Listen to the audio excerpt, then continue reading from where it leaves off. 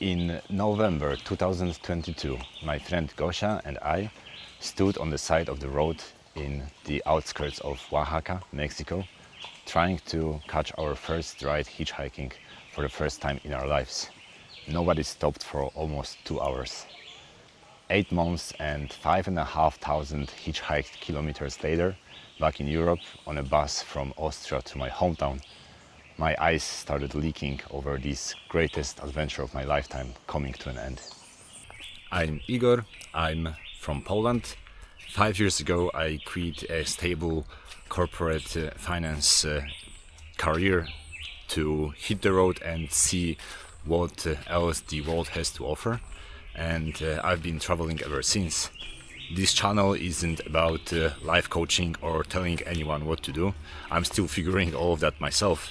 However, I do want to document the process, given that comparing to those 5 years ago when I've left Poland, I am a very different person, and I simply believe that the transformation I've undergone is worth sharing.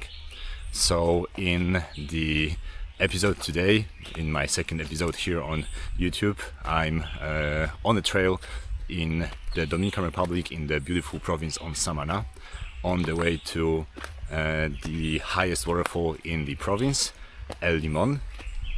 And in this episode I will be talking about my 8 months hitchhiking adventure from Mexico to Peru a couple years ago. I'll first start with explaining why I've decided to hitchhike and why in Latin America.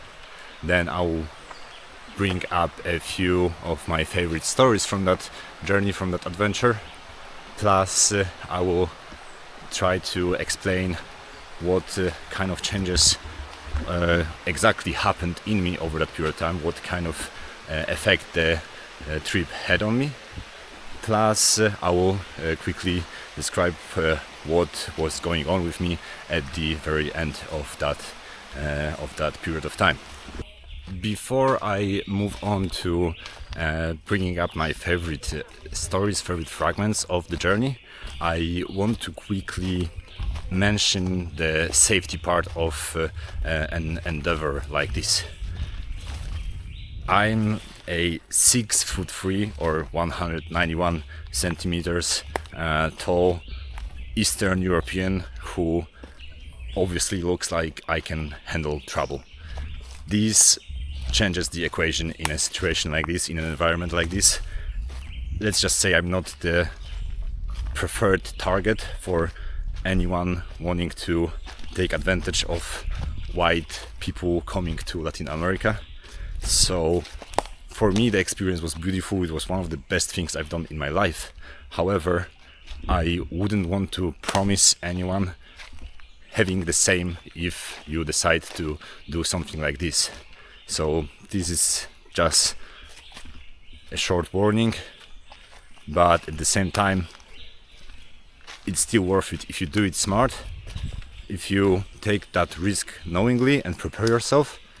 In my experience it can be completely safe, and it is basically guaranteed to be transformational. So let's start with the reasons for hitchhiking and the choice of Latin America. The reasons are threefold actually. First of all, a very good friend of mine from elementary school, she did very similar or basically the same journey when she was young, probably in her college years. She went hitchhiking from Mexico through all Central America and big parts of South America with her friend. There were 2 females, and I was still in my old lifestyle when I was witnessing her do that. I was always a little bit jealous of that, like positive jealous, and I've always wanted to do something similar. Never found the courage until that moment, until that summer of 2021 when I decided to leave Poland. and then hitchhike Latin America in October 2022. So when I found a friend from high school who was willing to go through similar sacrifices to explore the same places that I've had on my traveling to-do list, Gosia, we've decided to team up and go fly to Latin America together and see how far we can get, trying to save as much money as we could with the transport. Obviously hitchhiking is first and foremost about saving some bucks on transportation.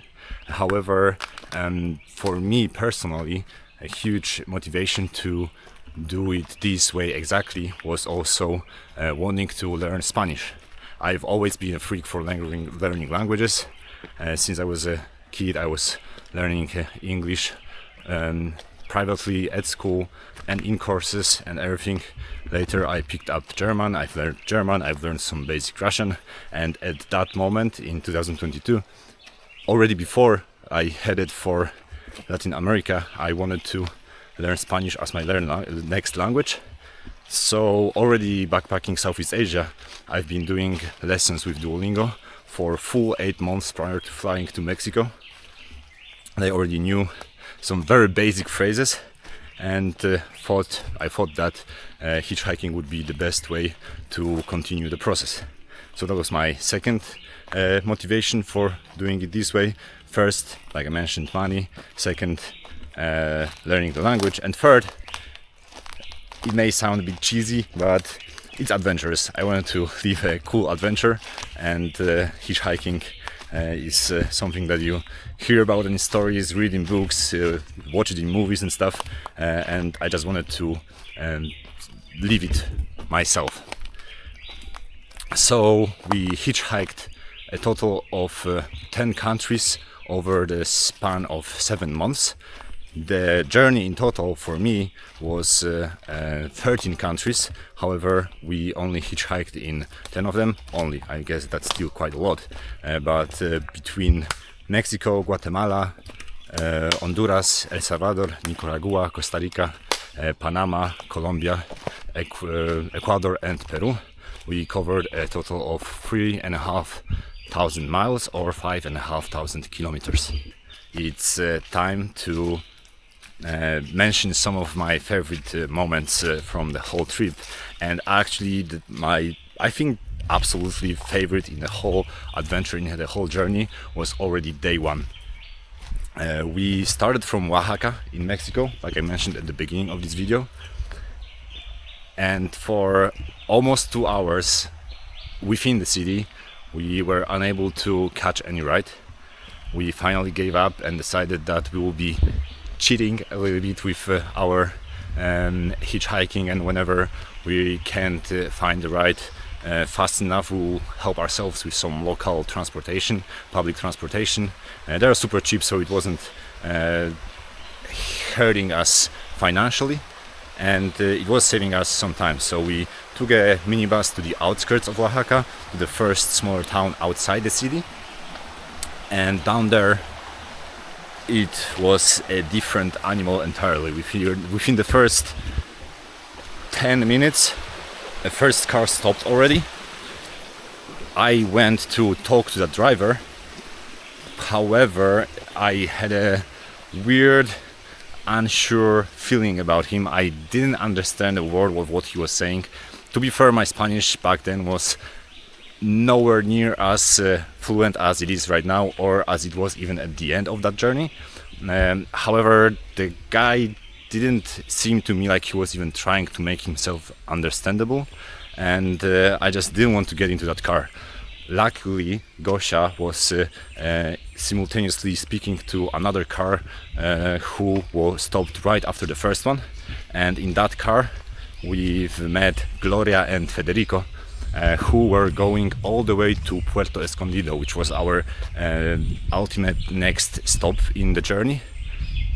We when we first decided to do that first day of hitchhiking, we weren't planning to get all the way to Puerto Escondido, because back then the only way to get there from Oaxaca was through the mountains, and that's like 7, 8, even up to 9 hours ride depending on your vehicle. And we decided that we'll at least try to get to San Jose del Pacifico on the way in the mountains. We didn't have any accommodation booked, so we were just trying to go with the flow. And luckily Gloria and Federico were going exactly to our destination, so they were going exactly to Puerto Escondido. We saved the day. We didn't have to stop in San Jose, so we just got into the car with them, and I think it was like 8 hours later, we found ourselves in our second city, our second stop on the journey, without having to go through the extra trouble of making a stop on the way. We made good friends with Gloria and Federico. As you can imagine, I still remember their names, and sometimes still exchange messages with them, as I do with many drivers from that hitchhiking trip. So when we finally got to Puerto Escondido with them, we told them that, with my broken Spanish, we tried to tell them that we weren't expecting to get all the way there. That's why we don't even have any accommodation, but we're happy to just book something last minute. It was already getting pretty late in the day, but still early enough that we would be able to find something on hostel.com or booking.com or something like that. And we just asked them to drop us off at the gas station, bus terminal, or McDonald's, whatever would have a free Wi-Fi that we could use to find a place to crash. And instead of that, they invited us over to stay in their house, to sleep over with them. They prepared a dinner for us. In the morning they took us to this local amazing bakery with delicious coffee. Obviously invited us to have breakfast with them. And this is the best part, for the afternoon they invited us to come back to their house, actually to their neighbors, whose daughter was celebrating her 15th birthday on that day. And 15th birthday in Mexico is basically the same as Sweet 16 in US, or the 18th birthday in Poland, so the most important birthday for a teenager. So the following day we come back, we go to the party. Crazy scenes. We get unlimited food, unlimited beers, Coronas. I got a straw hat, Mexican straw hat. Plus, at the peak moment of the party, the whole family of the birthday girl were dancing around her with all kinds of, I don't know, I think they were like gifts for her adulthood to enter with luck and abundance. Her uncles were dancing with boxes of beers on their shoulders, bottles of tequilas in her, and her father was dancing with a live turkey in his hands. Insane, crazy, beautiful adventure, and and that was basically the first day of hitchhiking ever. That itself, that beautiful adventure showed me personally what kind of difference there is between what the media wants you to think and believe about people in this part of the world and what these people are actually like. Wherever you read about, when I was reading about going to Mexico, or even mentioning to any of my friends, family and stuff, everyone constantly kept saying the word cartel, drugs, robbery and all that kind of stuff.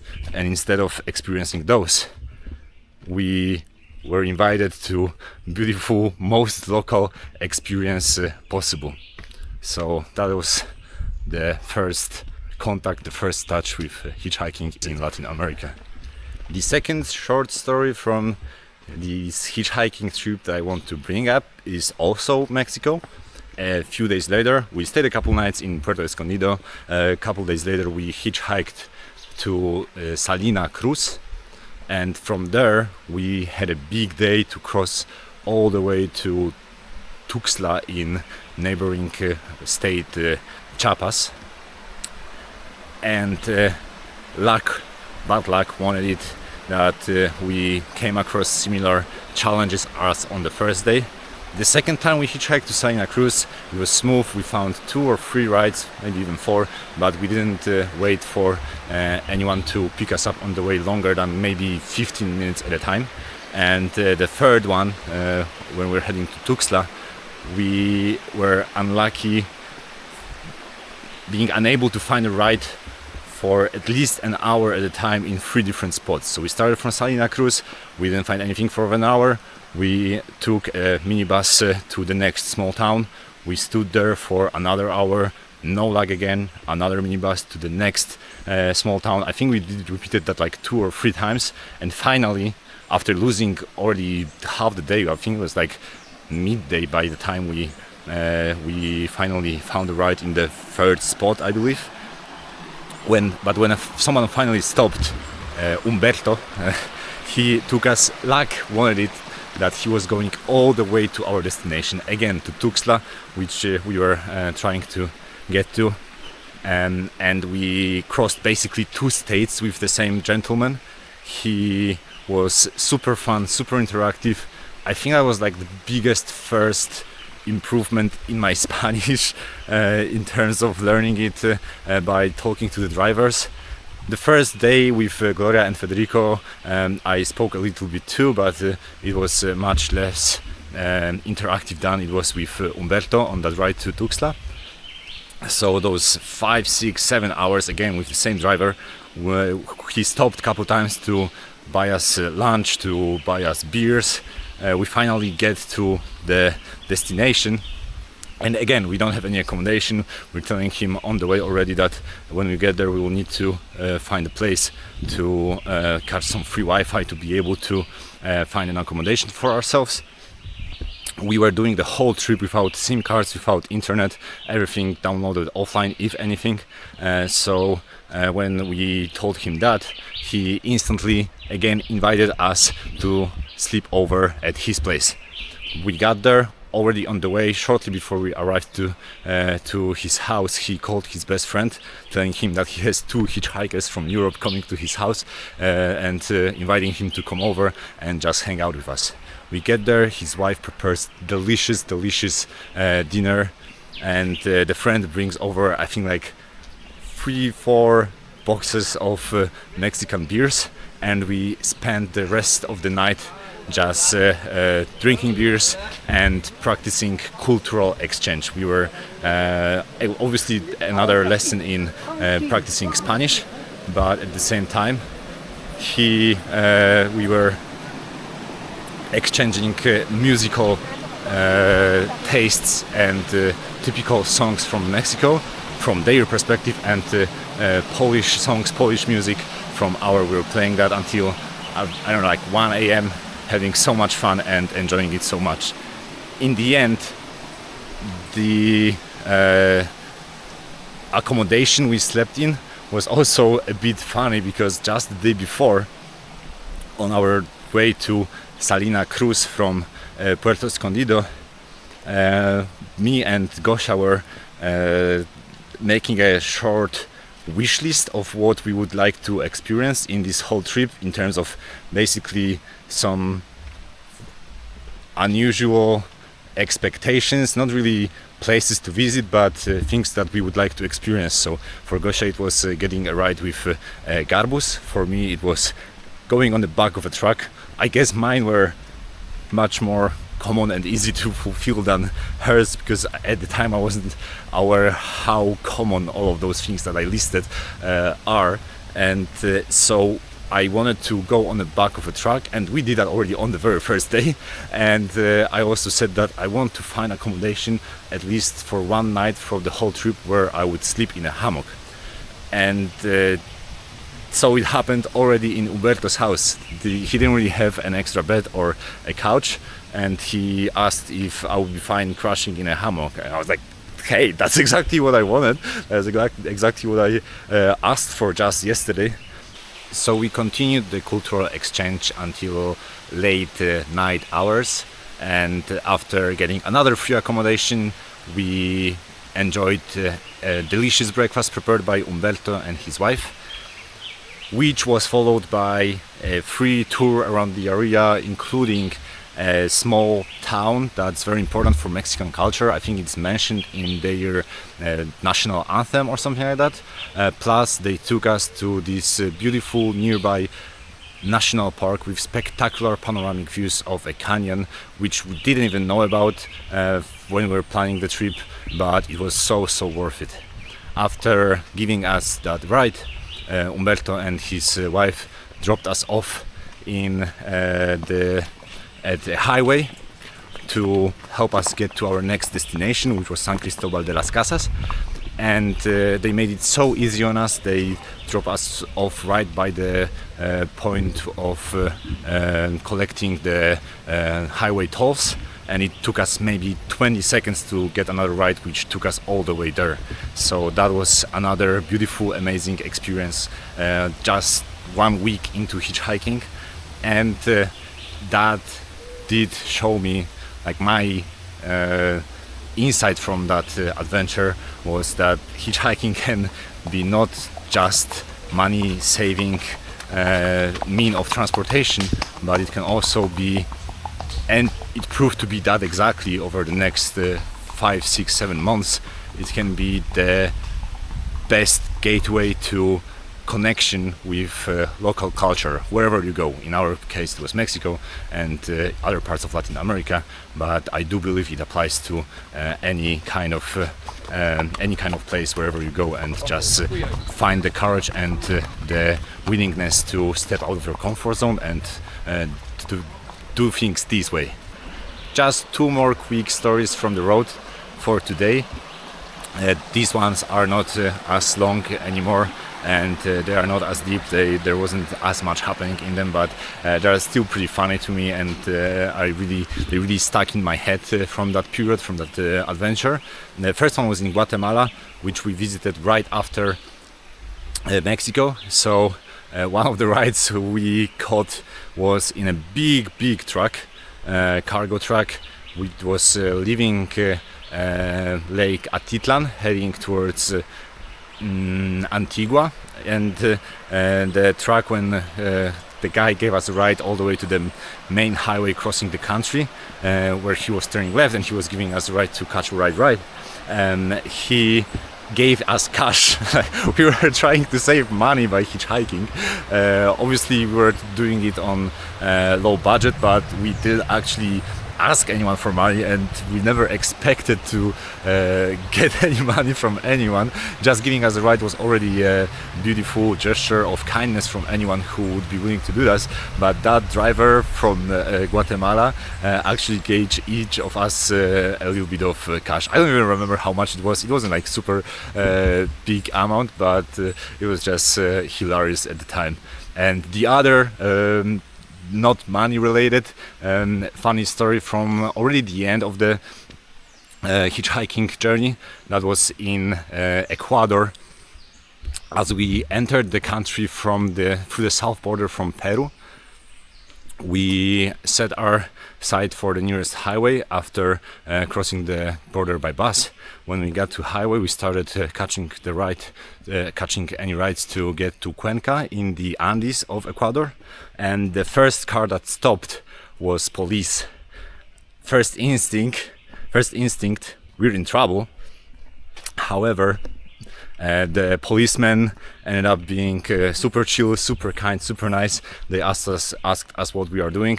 We were honest, we said what we were doing, and apparently you don't get into trouble for that, at least not in Ecuador, but I don't think you would in any other part of Latin America. So they've decided to give us a ride to the nearest connection with a highway that would allow us to find a ride all the way to Cuenca. It wasn't like super big distance, it was maybe, I don't know, like 20 kilometers or so, but still we got a ride on the back of a police truck. And that was actually one of the things on my wish list I mentioned earlier back in Mexico. When we were just starting our journey, I also said that it would be cool to get a ride with police. And then 6 months later, boom, it happens. All right, I think that's enough of stories from the road for today. I guess maybe I'll bring up some more in one of the episodes that will follow here on this channel.